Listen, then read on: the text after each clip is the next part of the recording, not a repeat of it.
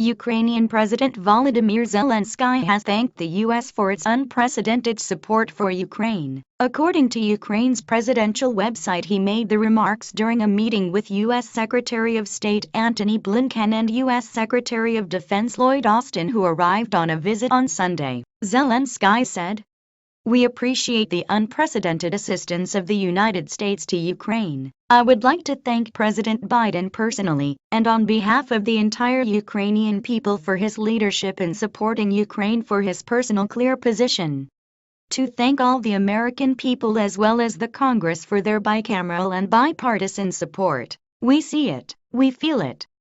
The parties also discussed further defense assistance, the strengthening of sanctions on Russia, financial support for Ukraine, and security guarantees. The website says, particular attention was paid to the sanctions policy, which was agreed should be further strengthened. The website added, "We understand what the next steps on this track should be, and we count on the support of our partners," Zelensky said. Ukrainian President Volodymyr Zelensky has thanked the U.S. for its unprecedented support for Ukraine. According to Ukraine's presidential website, he made the remarks during a meeting with U.S. Secretary of State Antony Blinken and U.S. Secretary of Defense Lloyd Austin, who arrived on a visit on Sunday. Zelensky said, "We appreciate the unprecedented assistance of the United States to Ukraine. I would like to thank President Biden personally, and on behalf of the entire Ukrainian people, for his leadership in supporting Ukraine, for his personal clear position. To thank all the American people as well as the Congress for their bicameral and bipartisan support. We see it, we feel it."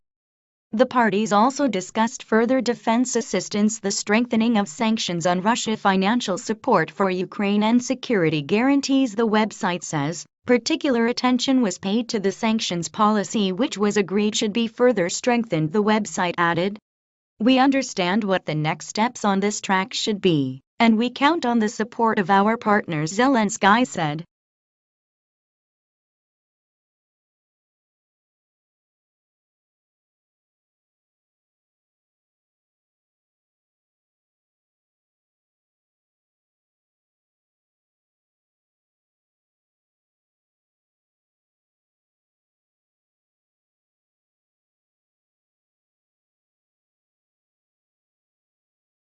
Putin congratulates Macron on French election victory. Russian President Vladimir Putin has congratulated Emmanuel Macron on his re-election, Moscow has said. According to a statement from the Kremlin, Putin's telegram wished French President Macron success in state activities, as well as good health and well-being. Centrist Macron beat far-right candidate Marine Le Pen with a surprising margin of votes, becoming the first French sitting president in 20 years to be re-elected. Read more about the French elections here.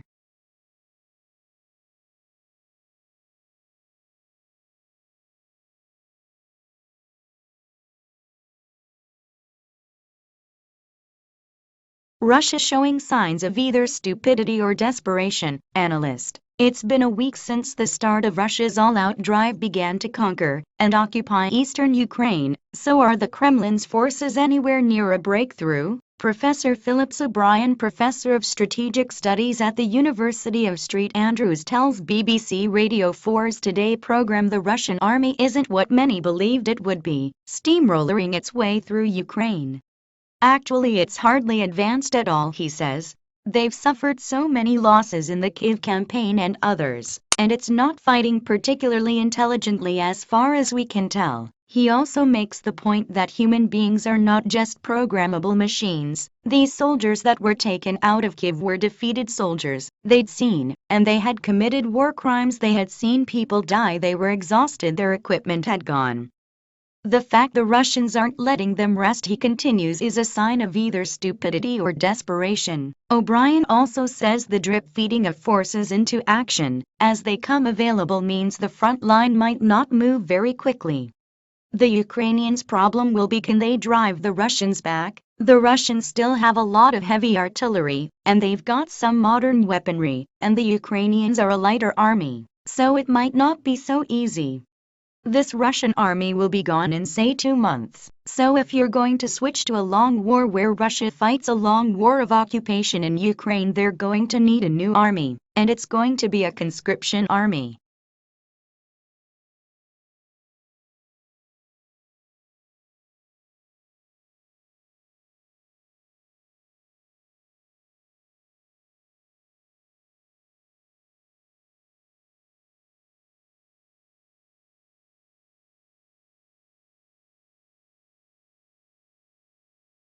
Train stations under fire in central and western Ukraine, reports. Ukrainian railways are reporting that 5 train stations in central and western Ukraine have come under attack, resulting in a number of casualties. Oleksandr Commission, who heads Ukraine's Ukrzaliznytsia state railway company, told Ukrainian television the attacks took place within an hour of one another on Monday morning. It follows a missile strike by Russian forces last month on a railway station in the eastern Ukrainian city of Kramatorsk, which killed at least 50 people, including children, as they waited to be evacuated to safer parts of the country.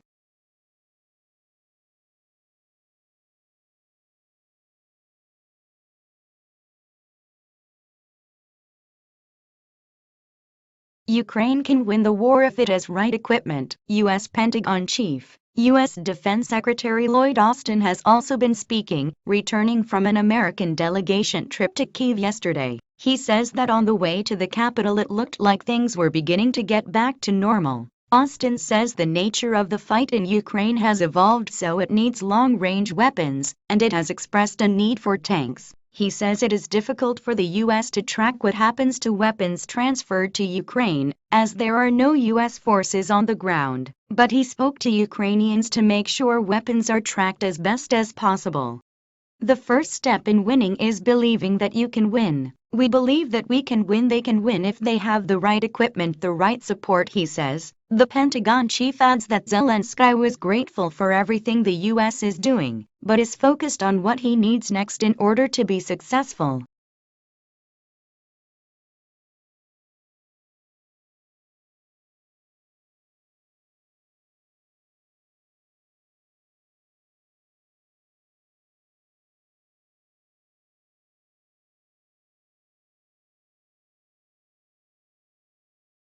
Fire at oil depot in Russia's Bryansk city, officials. 2 fires broke out early on Monday morning in the Russian city of Bryansk, close to the Ukrainian border, according to Russian media citing emergency services. One fire is said to be at an oil storage depot. The second location was not disclosed. Officials said no one was injured, and there are no plans to evacuate the area. No reason was given for the fires, and there was no immediate indication that they were related to the war in Ukraine, although Russia has previously accused Ukraine of an airstrike on the same region.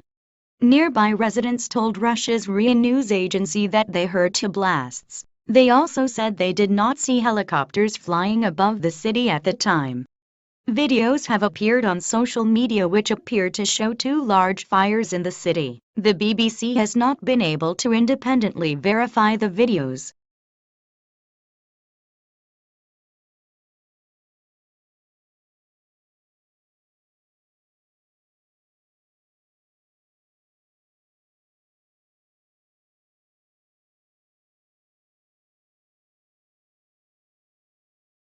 U.S. will decide carefully when to reopen Kyiv embassy, Blinken. Continuing with his remarks following his visit to Ukraine, U.S. Secretary of State Antony Blinken says he and U.S. Defense Secretary Lloyd Austin took a train from Poland to Kyiv, where they met Ukrainian President Zelensky. He says the American delegation saw people on the streets of Kyiv, indicating, he says, that the battle for the city was won. During the visit on Sunday, which was the highest level to Ukraine by American officials since the Russian invasion, the U.S. announced more than $700 million in additional military aid to Ukraine.